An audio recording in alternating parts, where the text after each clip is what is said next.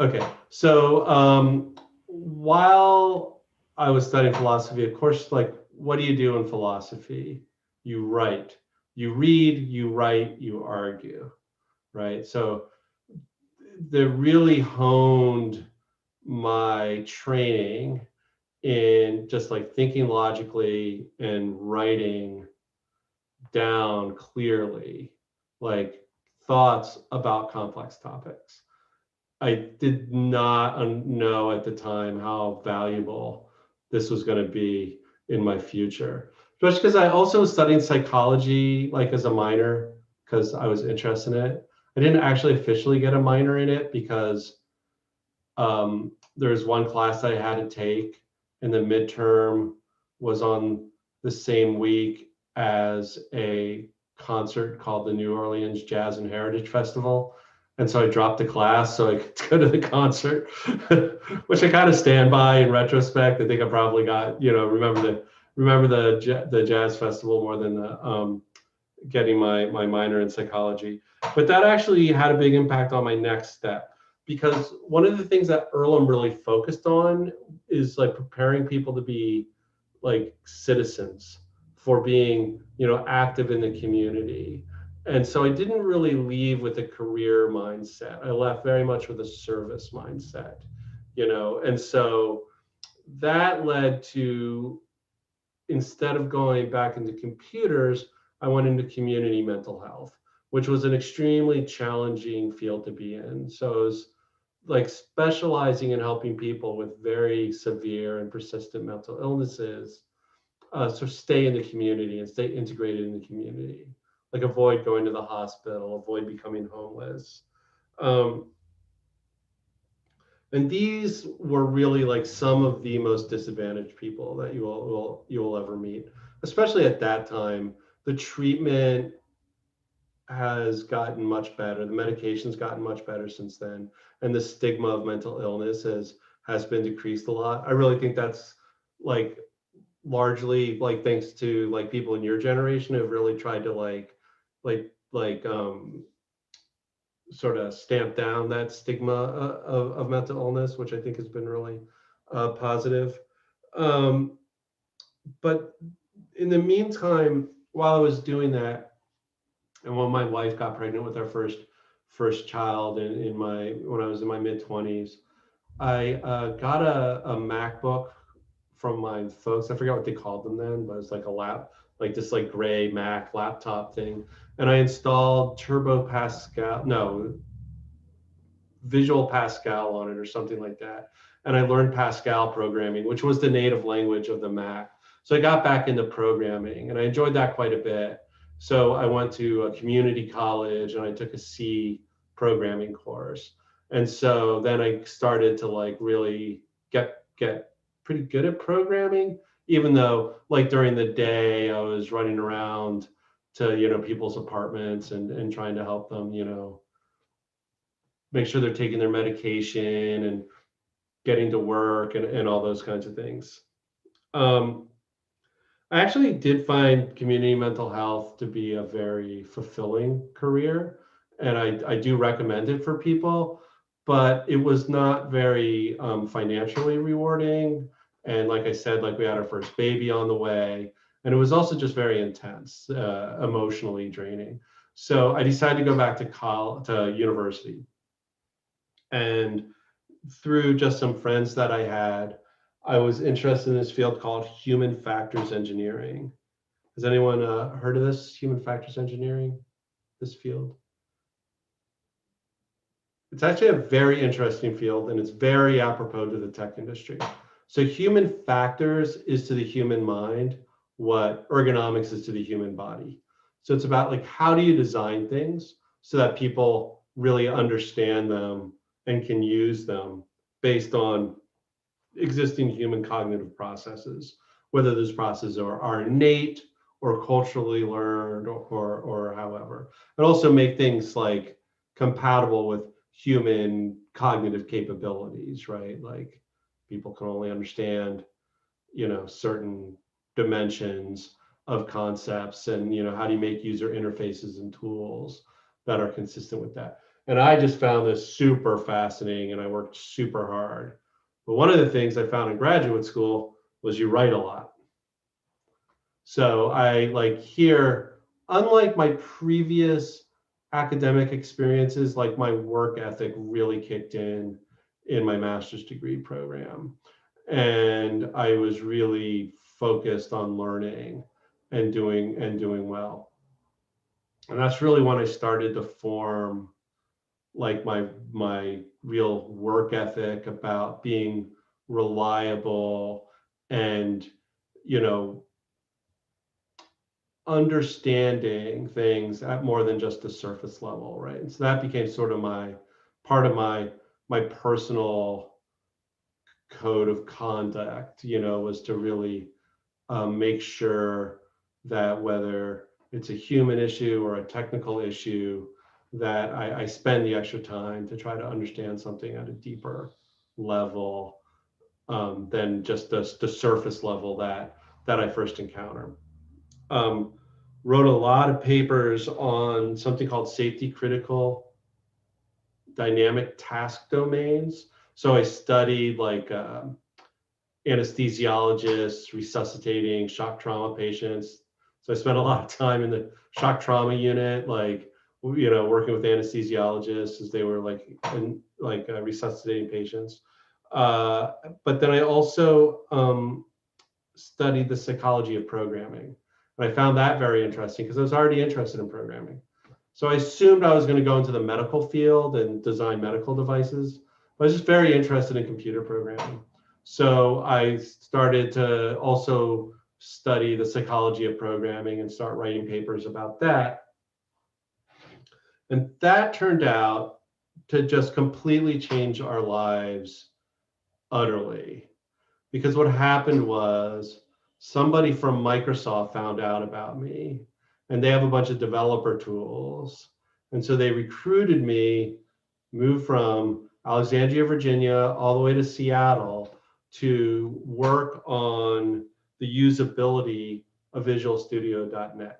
Now, if you don't know what the usability is, it's a very, very interesting field in the tech industry. It's a very good career to get into if you're interested. And it's basically using scientific methods to study users to improve the interface of the programs that you're using, right? So if you're in a startup and you have a new product, you really want to make sure that users can immediately understand the product. They can get through the onboarding well, they understand the value. And you can actually use scientific methods to study that. And that's called usability. So I joined Microsoft for that. I went through the whole transition with them to .NET. I don't know. This was a big deal at Microsoft. Like back at the time, it was like 1999, 98, 99. Going from their old tools through the Java transition and then settling on .NET. And we're all familiar with .NET now. But that I was there when they made that up, and I just rampaged through usability studies to try to make it as easy as possible for the developers to adopt that. And my secret weapon, I had two secret weapons. One was my ability to write reports from usability studies that I saw, and so I was able to write out what I thought in persuasive ways. And so I ended up having a lot of influence in the design of the product because people could read the papers that I wrote based on what I observed empirically. And since they found that convincing, just between me and everyone here, I'm not that smart. Like everybody else there was way smarter than me, but I could just write better than them. And so that really let me sort of ended up giving me a bit of a leadership position. The other thing is I had spent 3 years in philosophy classes arguing with people. And Microsoft at the time was a very high conflict environment. And so you would sit around in meetings and you were expected to argue a position and you were expected to be able to defend your position. And that was just completely second nature to me, just because I happened to be interested in philosophy 15 years before, 10 years before, about 10 years before. that turned out to be just like a really good experience for me. Like I made some lifelong friends who I'm still like some of my good friends I made at that time. I learned a ton about computer programming. I got way better as a programmer. My job wasn't to program, but I was just around computer programmers all day talking about how to make tools for computer programmers. So as you can imagine, I got like way better at programming. It was really, I was quite lucky during that time to really be with some like very smart people who I could learn a lot from. But based on my influence, I ended up getting moved into management, right? And so then they like started asking me to lead first user experience teams, but then just projects in general.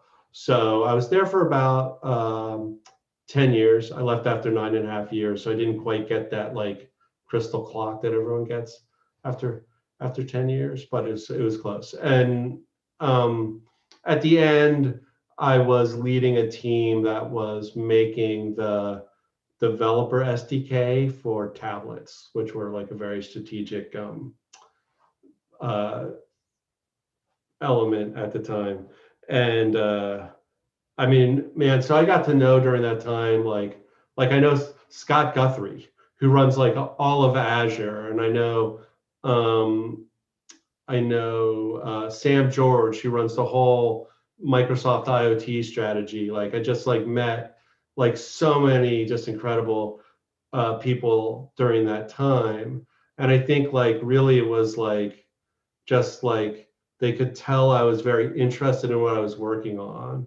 I was persuasive in my writing, and I had a work ethic that they appreciated.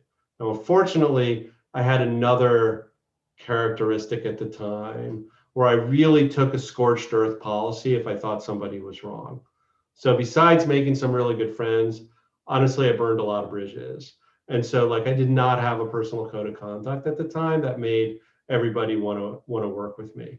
But fortunately, I had a mentor who was able to get through to me about that. And that person taught me a lot about thinking more about how to approach situations in a win way, right? Like, and so by the time I left Microsoft, um, I was still enjoying all the leadership opportunities that I had, but I had also found that by focusing more on helping other people achieve their goals than ensuring I achieve my goals, like that just created these feedback loops where that just elevated my leadership like up and up and up, which I never would have dreamed of. I just had to, if I didn't have this particular mentor, I never would have thought of that. And so that's really become part of my code of conduct. And when I sit down with somebody at work, the first thing I ask them is like, what's on your list?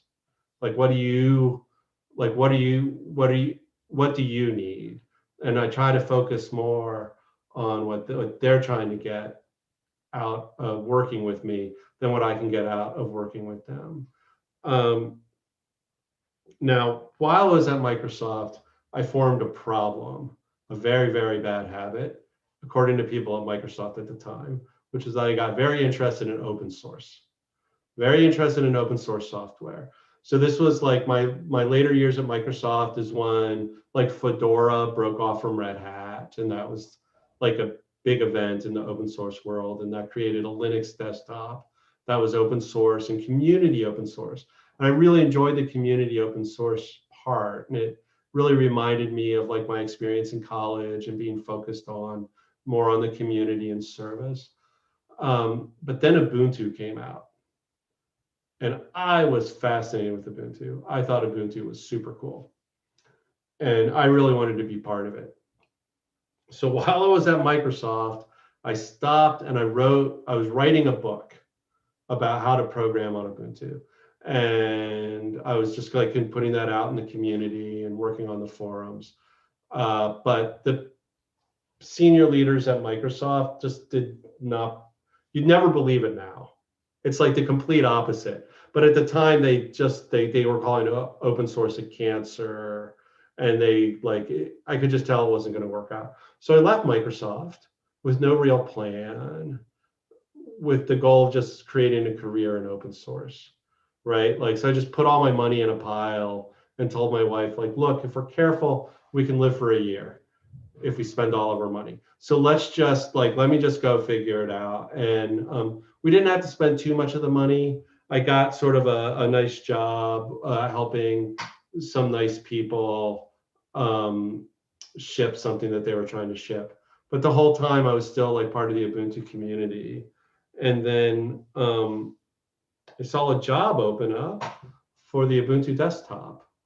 And so I spent like a whole weekend honing my application because you could apply on the website. And so I wrote this like, I just iterated on the application like over and over and over again. There were like 3 questions that you had to answer, and you had like 1 paragraph for each of them. And I just put hours into. I remember sitting at the pool while my son was at swimming lessons, working on this tiny netbook and just like wordsmithing it. And that actually did lead to an interview, and I ended up with a job running the Ubuntu desktop team, which to this date has been like the greatest job that I ever had. Like that was in 2008. It was in the heyday of Ubuntu. It was a very prominent open source project at the time. But then that did not last long. That did not last long. Within a year, I was running like the whole like Ubuntu engineering team, and then that all grew. So like within like the 7 or 8 years I spent there, I ended up running like a 300-person team of like all the client stuff. So just like my career just exploded there. And I think a lot of that was bringing the lessons that I had learned from my bad behavior at Microsoft to Ubuntu, so like, yeah, being able to write, super important, and express myself. Of course, it was fully remote. So everybody who worked at Canonical and all the community members, we were all spread out all over the world. So writing was really important. But we also had a code of conduct about how to treat people in the community, and that was really important, and that really harmonized with me. And I learned, a lot about friendship and hard work, and a lot of important lessons during that time. What I did was I brought with me all the experiences and knowledge about shipping software that I learned at Microsoft. Like, say what you want about Microsoft, they ship, right? And so like that discipline of shipping, and like I learned that at Microsoft, and I brought that to open source, and that was very impactful for people, and that led to some like really significant business gains for Canonical.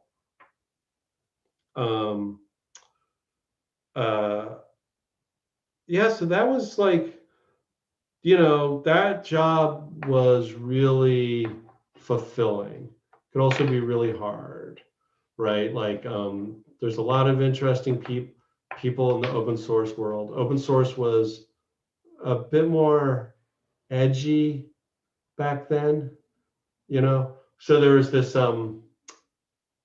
website called Tech Rights, and they had determined, since I used to work at Microsoft, I was really a spy from Microsoft, and my goal was to use my efforts in Ubuntu to take down open source. And so they'd write these articles, like everything I did, they would write these like crazy QAnon-esque articles about how like everything I was doing was just like showing how I was like. So it was it was a very interesting time to work through. I worked on something called the Ubuntu phone, and that was one of the most fun projects that I've ever worked on. But then after that, I left for different reasons, but then I went and I joined a company called Bitnami, and that was maybe 5 years ago now. And what we did at Bitnami was we packaged open source software there, but they packaged software for the cloud. So before, I had always been working on client software, right? Software that runs on your phone or your laptop. And they packaged software for the cloud. And so I took that job for many reasons. Some was that some of my, I had friends there, but the main reason was I really wanted to learn about cloud software, cloud-based software. So I got that job, and then Kubernetes started to take hold, and I was, right there packaging software for Kubernetes. And so I learned all about Kubernetes, all about the cloud, all about the different cloud service providers, about all the different file formats, all the software that everybody used. Ironically, we packaged InfluxDB open source as part of our offering. That job ended a little differently. That company got acquired by VMware, but I had already done the big company thing, so I wasn't really so interested in that. But I'd already known this person named Evan, who's the CEO of Influx Data, and so like I went and I told him like, hey, I'm looking for a job because the company I work for got bought, and I don't want to go with the acquisition. And it turned out that there was just a fit. There was a role that they had open that I could fulfill, and so I've been here about 18 months now, and I've been doing really different things here than I've ever done in the past. I spent my first year really focused on operations and availability, right? So we have a SaaS product, we call it Cloud 2 internally, but there's a free version of it, there's a free tier if you want to kick the tires. And so that was like, it was hard, but it was also very mind expanding, and I really learned a lot about operating a SaaS platform at scale.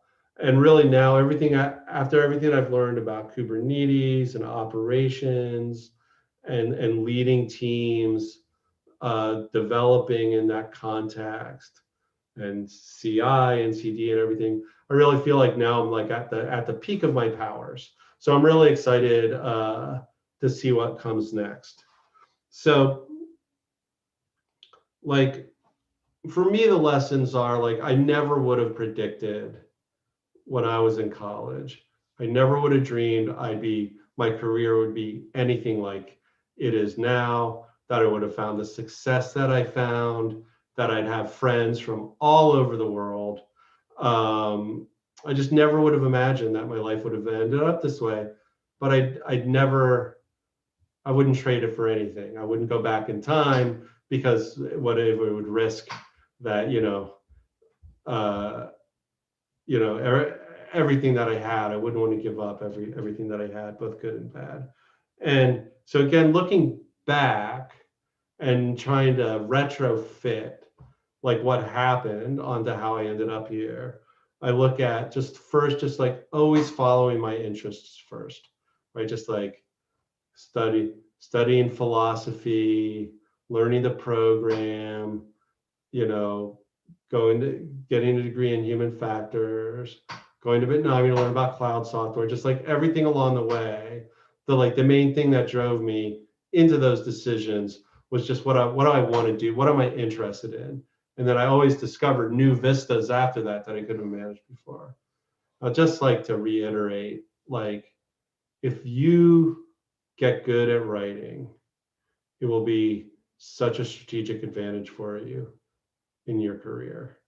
I just cannot, from the level of Slack messages to emails to product vision documents, so I just can't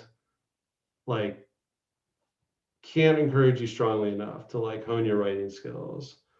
And then finally, I do feel like, when somebody helped me think about my personal code of conduct, and am I the kind of person, am I behaving in ways is my personal code of conduct made people like to work with me more, and when I alighted on that, and I think that's different for everybody. Everyone has to have their own personal code of conduct.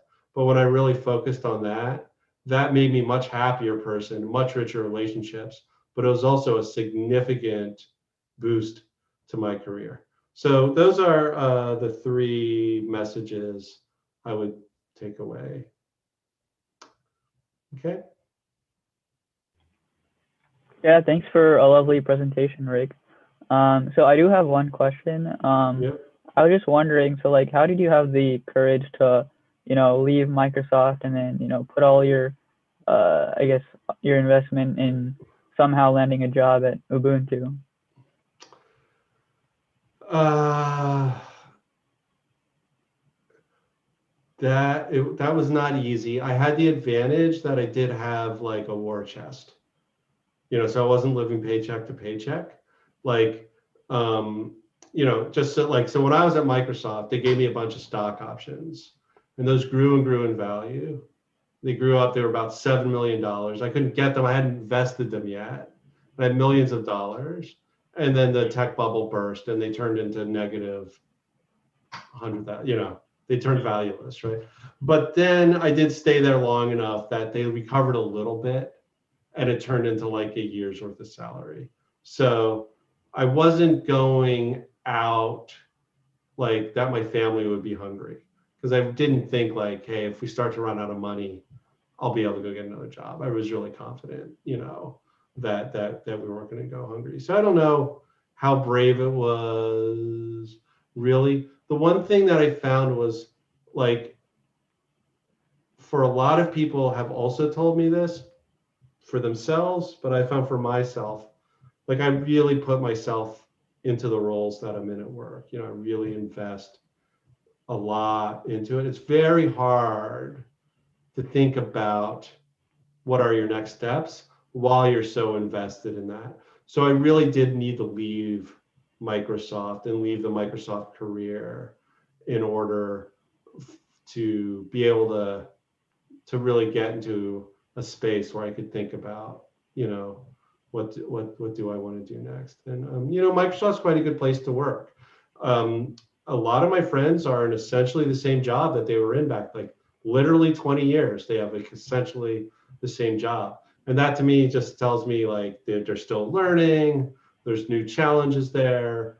They're still well paid. It's still a good place to work. So I would really, you know, you know, I can't say enough good things about my time there. So to answer your question, Oh yeah, definitely, very thoroughly. Thank you. Does anybody else have any questions they'd like to ask Rick?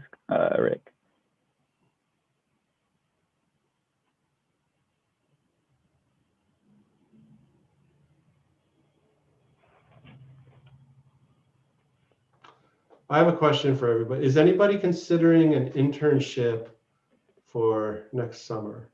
Because I think we still have some internship roles open. Hopefully you can recommend Influx Data as a good internship opportunity.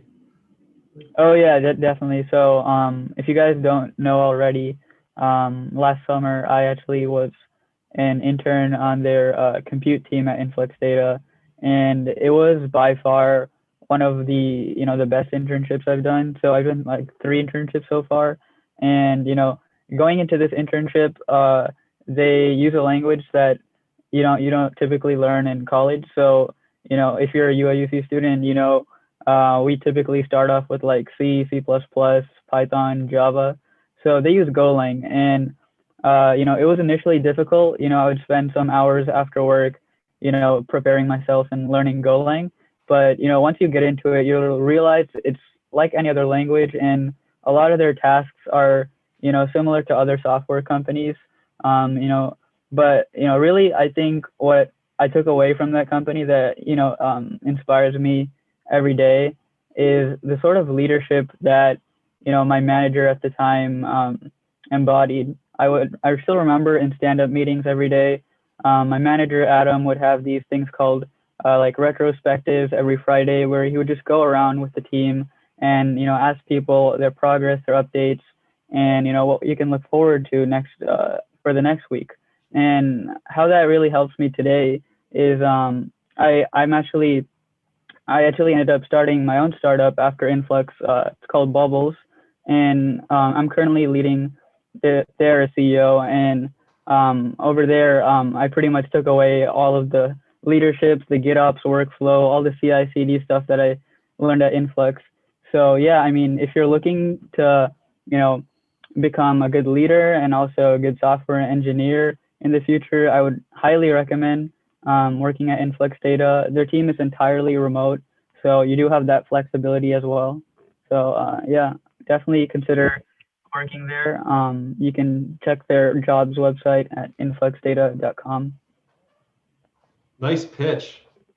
Thank you. Well, listen, hey, I thought it was a real privilege to get to like talk to everyone. I'm sorry I didn't get to see everyone's faces. Sorry I didn't get to, maybe next year it can be in person. Yeah, definitely. Yeah. I would say like anyone, feel free to reach out to me. It should be easy enough to get my my contact info. Sure. Yeah, well, thank you so much for attending today, Rick. It was a pleasure having you. Thank And you. to everyone watching, thank you for attending. And this is, I believe, I think our last event at Pulse. So, yeah,